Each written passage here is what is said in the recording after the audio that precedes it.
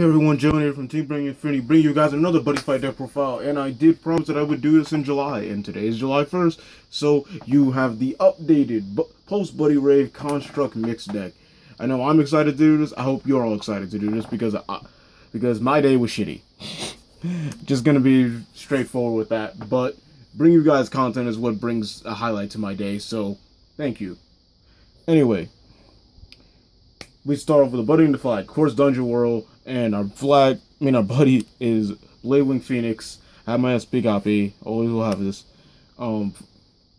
Size 2, 5'2", 1, and pay 1 gauge call cost with double attack. That is as simple as Bladewing Phoenix gets. There are plenty of cards that were modeled after him, but he is the original. He started the trend of double attacking size 2s for a gauge, or gauge in a life, or whatever started. Whatever insinuated afterwards, but Bladewing was the original.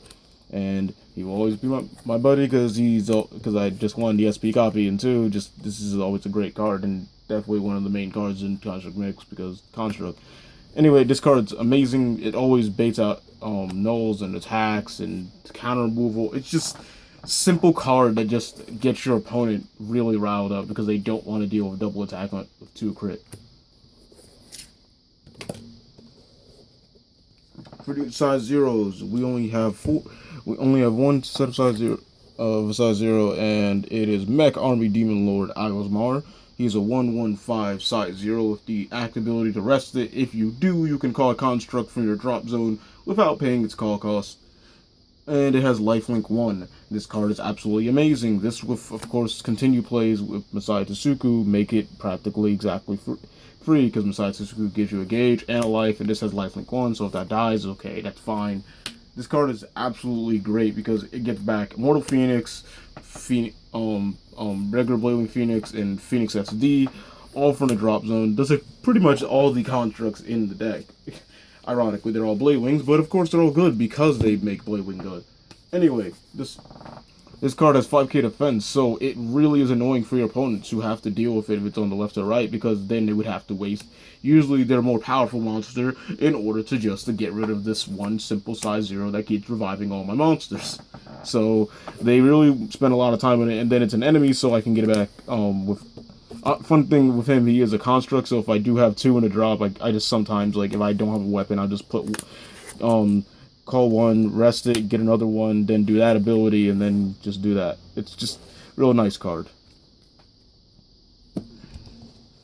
Then on to the size 1s. We're starting with the 2 dungeon size 1s I do play, and the first one is 2 copies of Evil Break.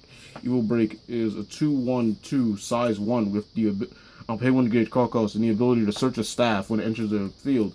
It is a really shit monster, but it has a really good purpose of getting you Alex Bane in this deck a lot faster. It is not too hard with the amount of gauge that this deck generates in order to continue this back if you don't have a weapon, and then get the weapon and then pay a gauge for that. And then Alex Bane does help pay for itself with its own ability, so it's not too bad. This card itself, I will usually call to the center and just let it die, or if I just really want to go for aggression, I'll just leave it on the side, then call over it for a better size 1 afterward. Then, the last enemy to size 1s, we have 3 copies of Bladewing Phoenix SD. It's 2/2/2 size 1 with the pay 1 gauge call cost, and when it enters the field, if I have an adventure, item, monster, anything of the adventure attribute, it destroys a monster on my opponent's field. It's just nice 2 crit, and it can destroy any monster, so it's great in just about every matchup, except maybe Arc Enseal, one of the very few matchups this would actually even face anyway, so it's this card is really really good. Go against Rush, who can pop their sides at a time, and then if you go against walls, just pop any wall, so it's just really good. Then on to the adventures, we have 3 copies of Dancing Magician Tetsuya. He is a 2/1/2 size 1. Most people probably know what this card does because this is the reprint of it. Yay! Because thanks, Buddy Ray.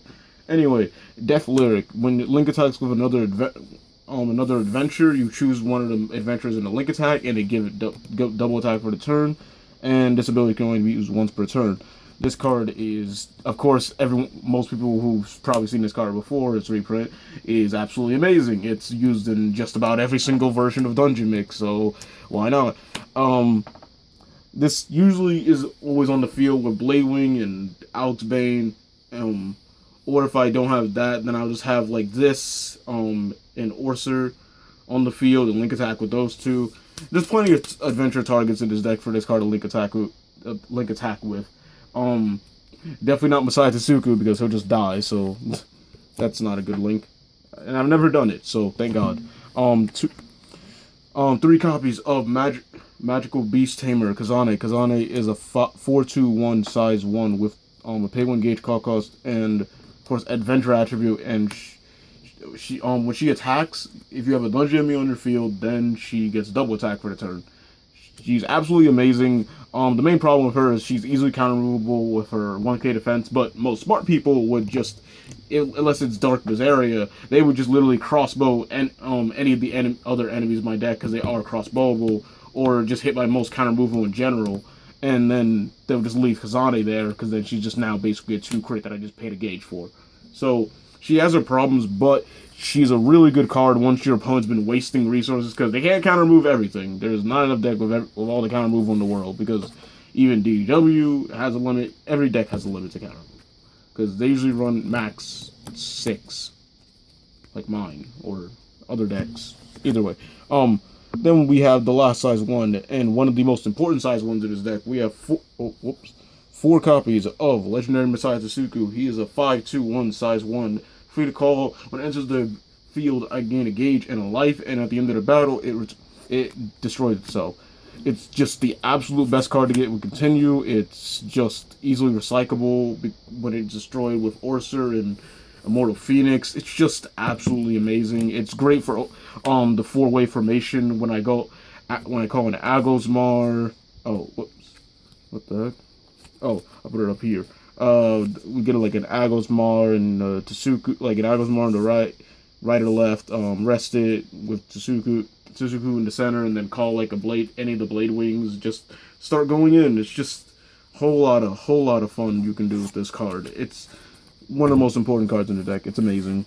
I know it must be hard for anyone who would want to build this, because this card is old and very expensive in terms of wanting to build this deck. If like you were getting into the game, you were like, oh, I want to try this deck. It's like, well, it's kind of hard because it's just Tsuku, and probably this card right here too. Inverse 3rd Omni Waterlord Dark Mazaria 6/2/5 size 2 with the Omni Lord keyword, and it's got a pay 2 gauge and put up to 1 spell for your drop zone into its soul, and it has move and soul guard. This card is absolutely, and when it's destroyed, you gain a life. So every time, so this is just really great life gain and defense for the deck. It may not be a construct, but it's very, very good. It's great off Continue. Like if you get Continue in Masai Tsuku and like Dark Mazaria, oh my god, all the life gain, your opponent's just gonna be highly frustrated. It's just a really good card. Nonetheless, you can still recycle it with Immortal Phoenix and Orser skills, so it's not so bad that you can't call it like from Agosmar and junk.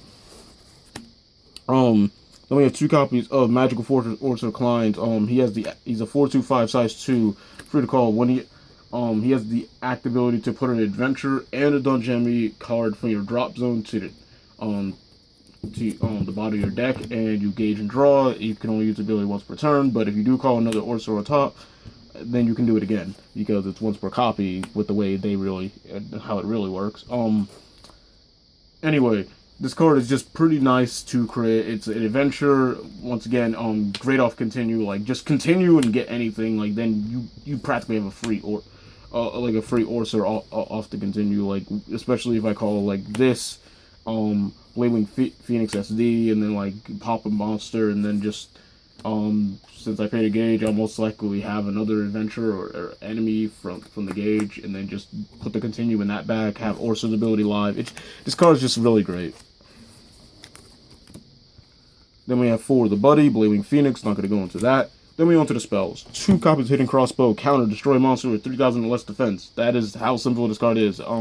Just really nice counter removal. I prefer more Pillar Fires in this, of course.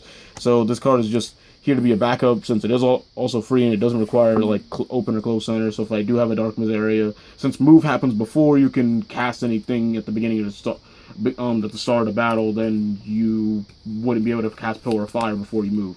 So crossbow works better in that way.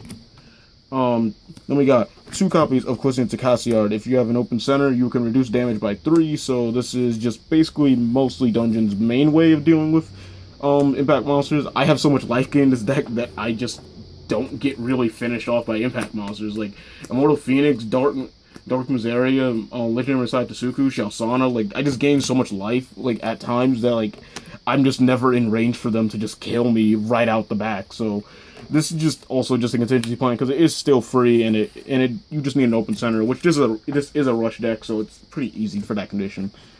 Then we have 3 copies of Continue, pay 1 gauge, and call a size 2 or less adventure by paying its call cost, and call a size 2 or less Dungeon by paying its call cost. Since every single deck in this, every single monster in this deck is a target. Yay! Anyway, this is just an absolutely amazing card. It's an adventure and an enemy, so it could be either or what you need for if like you say have like just a Messiah Tsuku and a bunch of adventures in the drop, then it's like, oh, this is an enemy too, so I can return this for Orsa or Immortal Phoenix's skill. So yay. This is also just a really amazing card just because you can also, I mean, I don't do it, but like if you do need the enemy or the adventure that badly in your drop, you can actually purposely whiff this card, like just cast it, and then if you don't have the required targets, it will just fizzle and go to the drop, so you can get your setup for Orsa or Immortal Phoenix. But I haven't done that because just I've usually always had the targets, or sometimes I just do have the gauge, but I just do a different play. Either way, onto the last of the defense spells, we have 4 copies. Of Pillar of Fire. Pay a gauge, open center, cast, destroy a monster with 6,000 or less defense. This is just an absolutely amazing card. People just see all the new counter movement like, oh, Pillar of Fire is not that great anymore. No, Pillar of Fire is still very relevant, still very good. Yes, it's pretty easy to predict when this card's going to probably happen, but blah, blah, blah. It's not like you can prepare for everything. So, yay, counter removal. And seeing how many decks nowadays are really monster reliant, well, every deck's monster reliant, but I mean, like, they really need monsters on board to get off certain abilities, like, say, card burn or super heroines for, like, returning you advantage. Counter removal is pretty annoying for them. Yeah, sorry for that truck outside. 4 copies of Shalsana, pay a gauge, and it nullify an attack during your opponent's turn, and you gain a life. Simple as that. Not gonna go into anything else. For the only item, Adventure Staff Alex Bane, 6/2 weapon with a pay 1 gauge equip cost, and it has the ability if I attack and it destroys a monster or deals damage while I have an Dungeon on my field, I put the top card of my deck into the gauge. So it's really, really amazing. This with Tetsuya lets you link, restand. If that dealt damage, get a gauge if you have an enemy, and then restand, go again, and then if they let that hit for some reason, get more gauge, and then it's just a really amazing card. This is just one of the best cards for, of course, this deck. I mean, you can have Glory Seeker as the backup or something like that, but I just feel like you only need Alex Bane. Then, of course, the card I've been waiting for so long to make this deck feel 100% complete. We have 1, 2, 3, 4 copies of Bladewing Immortal Phoenix. 7/2/2, size 2. Wow, all those 2s. It's like Miseria when it's Life on 2, did all that. Anyway, it's got a pay 3 gauge call cost, but everyone on release was like, oh my god, this card is never gonna be called out because it costs too much gauge. Here's your answer. Here's why it has 3 gauge, because no one fucking cares. Because I don't care if it's Agosmar. Anyway, even if it is 3 gauge, I still have done many plays where I've done Agosmar, rest, get an Immortal Phoenix from the drop, have Immortal Phoenix in hand, have enough gauge, do it, go into impact, go into the final phase, impact call, and then they cry. Anyway, this card is absolutely amazing. When this card attacks, if you have you can put an adventure and a dungeon enemy from your drop zone into the bottom of your deck, and then you life, draw, and it gets double attack for the turn, but the ability only activates once per turn. But like I said with Orsa, it is once, when it says this ability can only use once per turn, if it's not a named ability, you can do it for each copy that you use. So since like I said, the example was Agos Mauer calls rest and call this from the drop zone. And if I have the 3 gauge, then I can just attack, put adventure to an enemy to the bottom of my deck, life, draw. And then once I'm done with the double attack, then it will go away because I'm going to pay 3 gauge and call another one over, attack. I can do it again because it's per copy. So this card is absolutely amazing. You can do a lot of ridiculous plays. This deck usually generates like 7 to 8 damage each turn. So if you have just the 3 gauge, because you do generate gauge a lot with Tsuku and Alex Bane, you just have the gauge and you just go and they're like, okay, I survived with just 4 life. Bam, drop this. Or like 4 less life. Like just drop this. No, and then they lose. And then even if they don't, I get life and draw. So good luck fucking killing me the next turn. Anyway, I hope you guys like this video. Subscribe to Team Burning Infinity for more Buddy Fight content, and I'll see you guys later. Jeff from Team Burning Infinity going out.